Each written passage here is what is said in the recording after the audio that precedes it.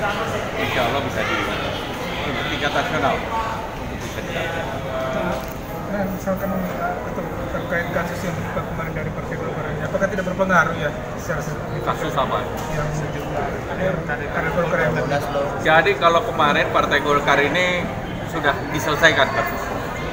Jadi kita terlihat dari Partai Golkar ini justru terjadi peningkatan.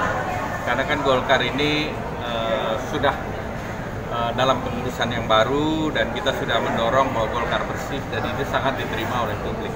Nah, oleh karena itu ini kita dorong untuk meningkatkan suara Partai Golkar. Secara nasional trennya Partai Golkar ini naik ke arah positif. terkait untuk Pilpres itu yang tadi ada 10 daerah ya yang terjadi. Ya, itu daerah tentunya Golkar memimpin 10 daerah dari 34 provinsi dan itu provinsi-provinsi utama termasuk Sulawesi Selatan dan Jawa Barat. Nah, tentunya ini diharapkan menjadi backbone atau tulang punggung kemenangan Presiden Jokowi di Sulawesi Selatan. Betul, terkait rumor yang berkembang bahwa di Pilpres ini Partai Golkar kayaknya setengah-setengah untuk memenangkan Jokowi Maruf. Kita tidak ada, kita kan tim nasionalnya jelas.